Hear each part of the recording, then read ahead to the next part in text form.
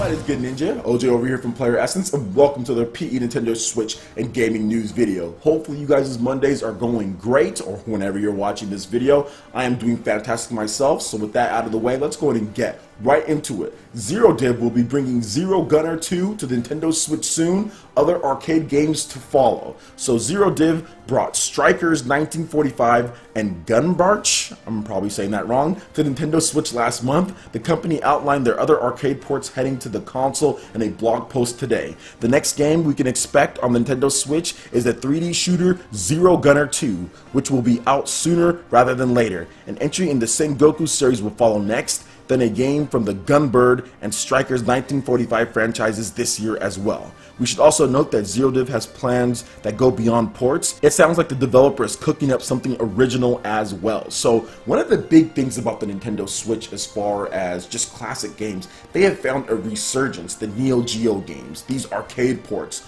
All this stuff is coming to Nintendo Switch and doing quite well. We even heard that Hamster are bringing over some other titles with Nintendo. What was it? The Versus series of like the balloon fight and Mario Bros. Versus and all that. That's because they've been doing so well with their arcade ports and their Neo Geo titles, and now we do have more coming over. The Nintendo Switch is a perfect fit for these type of games. Whether it's indie or arcade games, being able to take them on the go is classic fun. This is so good. Like I said, I can't stress enough how important it is as far as for me playing these type of games and buying these type of games, for it to be portable in addition to home console. I think that's the reason why these games are selling so well. Outside of the original Wii, the Wii U Virtual Console did well, but maybe not as good as some would have thought. That's probably chalked up to the install base not being there. But I feel that having a completely hybrid console to where you can essentially get two versions of the game, because Nintendo fans, remember, are so used to buying, like let's say a Virtual Console on the 3DS, then also buying it on the Wii U, or buying it on the 3DS and also on the Wii. That's something that happened all the time, you know, where we had to buy two versions, and there was very few times where there was cross-buy or cross-play or whatever the case is. You just have to pony up more or just enjoy it on one system. I remember even having to pay like $1 or something to transfer it over from like the Wii to the Wii U or 3DS to the Wii U or whatever, something like that, like Super Mario Bros. 3. That's a game that I always buy on every single system. I just remember having to pay $1 or just having to buy the game again. And now with the Nintendo Switch, it pretty much squashes all that, because it's the same thing. You want to play it portably right then and there. You want to play it on your TV right there. So it's pretty much saving us money. It's an awesome feature. I think it's a really good idea. I can't stress how good it is to have that. I know everyone isn't on board, but I do feel that games like this really enhance in value, because you do essentially get two versions of that game instead of just one. So what do you guys think about Zero Div coming to the Nintendo Switch in addition to other classic arcade games? Let me know your thoughts in the comment section below. Alright, and now we have an official confirmation as far as Attack on Titan 2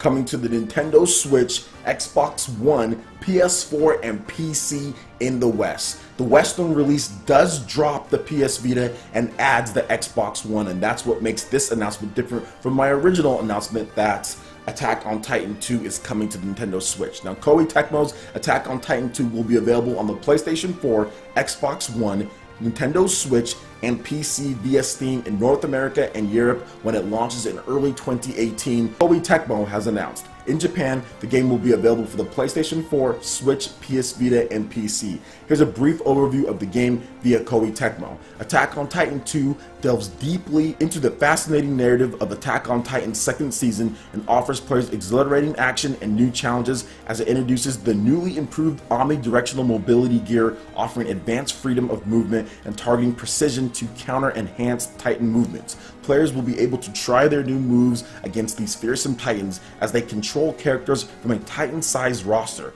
Outside of battle, they will be able to deepen their relationships with their fellow squad mates while gaining greater insight into life within the walls thanks to more advanced RPG elements. And that's exactly what I wanted to hear when it comes to adding in more RPG elements into the mix of this exciting action game, because it is a really fun game. Even if you don't watch Attack on Titan, this is a great game. I played it on the PS4 and had a ton of fun, and I've never watched the anime. And yes, guys, I know I need to watch it, and trust me, before this one drops on the Nintendo Switch, I will watch all of the seasons. I will get it done at some point, somehow. But anyway, moving on back to the game, I think this is really good. But it's interesting because they did drop the Xbox One version in Japan, and I expect more developers to kind of notice that. We've been seeing a lot of Japanese developers announce games for the Xbox One, but stay mum whether it's going to actually launch in Japan on the Xbox One. Many games aren't even going to be there. So for example, like Monster Hunter World, that's an exclusive to the PS4 in Japan, although there will be an Xbox One and PC version here in North America. Now we have Koei Tecmo's Attack on Titan saying, yeah, there's an Xbox One version, but it's not launching in Japan, and they're keeping the Switch version there, and they're also adding PS Vita. So it's interesting to see that. I think Koei Tecmo is one of the developers that's really on the forefront when it comes to making sure that all of their games were going to be on the Nintendo Switch. They actually believed in the system. Unlike a lot of other developers when it comes to worldwide, they put a lot of effort into getting their games out on there, and hopefully more Japanese developers add on to the list. I'm looking at you, Bandai Namco. I definitely think that you guys can be putting more games on there, and I fully expect Bandai Namco's games to be on the Nintendo Switch in 2018 at some point. Maybe it doesn't launch day and date with the Xbox One, PS4, PC versions, but I fully expect stuff like Code Vein and also Dragon Ball FighterZ to come to Nintendo Switch at some point, especially because those games are using Unreal Engine 4, and the Nintendo Switch handles Unreal Engine 4 really well, and we're starting to see the sales data of a lot of these Japanese games as far as worldwide, and it's not looking good. It's not looking good at all. So if they want to make up some of those sales, Nintendo Switch version is probably the way to go. So let me know what you guys think about this right here as far as Attack on Titan 2 coming to Nintendo Switch, officially confirmed for the West as far as the platforms go. Will you be picking up on the Nintendo Switch?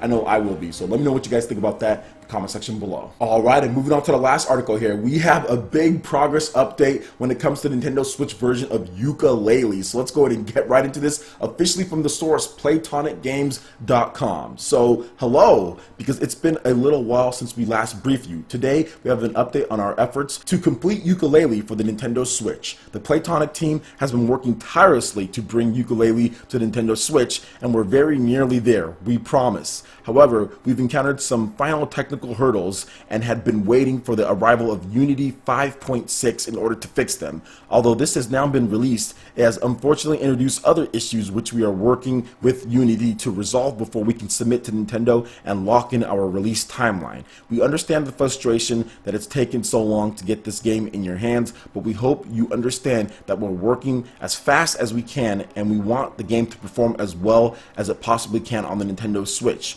Once these remaining issues are resolved, we hope to finally be able to commit to and share a launch date. Thanks as ever for your patience, and please bear with us as we are getting there. In the meantime, see this page for a sneak peek of how our lizard and bat are looking. So let's talk about this just a little bit, guys, because Yooka-Laylee runs on Unity, and Unity has been having issues across the board when it comes to games. I've talked about this before, guys. Unity is quite junky. You really can't get anything over 30 frames per second, and if you do, you have to make ridiculous like cutbacks here and there and do different things. We saw that with Bomberman. Like, even getting a game like that, had to drop it to 720p, 60 frames per second. And let's be honest here, guys, that is not a graphically intense game. It should be running at 1080p, 60 frames per second across the board, but it's not. I mean, it's not, and it didn't launch in that state either. So that's the thing about Unity, guys. It's just having issues. We saw this with Battle Chasers Night War getting delayed because of Unity, because they're just having issues as far as that engine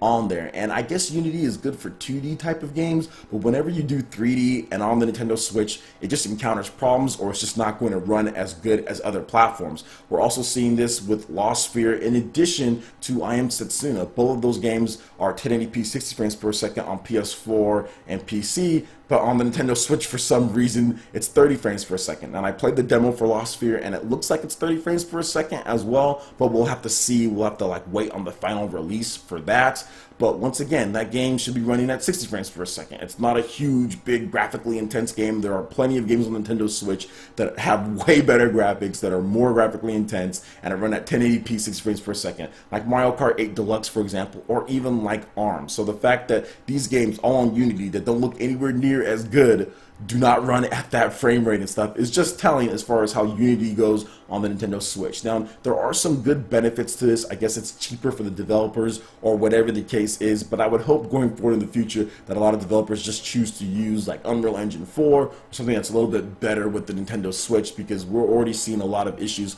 or hopefully they can get some updates out faster to where these developers can work on it. Now, obviously it's the first year of the Nintendo Switch, not even a year yet, the first 9 months. So this type of stuff will happen. We've seen it on other platforms, but I'm just hoping that they get the issues resolved so we can get a release date and we can finally get this game in our hands, because a lot of Nintendo fans have been waiting for a while when it comes to Yooka-Laylee, but the Battle Chasers developers are going through the same thing. So I would expect to see both of these games pretty much get confirmed launch dates around the same time, because just like Battle Chasers, they can't confirm anything because they're waiting for Unity. They're waiting for everything when it comes to this. So Unity's going to have to keep on updating, and they can't lock anything in until they get those updates, and then it doesn't cause more new problems, and then they can finally get a release date as far as when they submit the game. So what do you guys think about this as far as Yooka-Laylee? Are you getting impatient? Are you just going to buy it on a different platform? Let me know in the comment section below. Alright, Ninja, that wraps it up for this video here. Go ahead and check out the links in the description below. We've got Facebook, we've got Twitter. Go ahead and give us a like and a follow on our social media. Really helps us spread the content of PlayerEssence across the interwebs in addition to YouTube.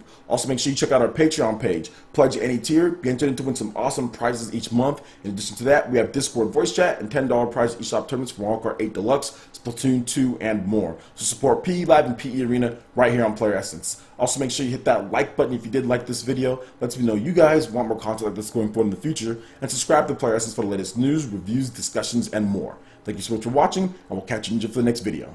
Peace.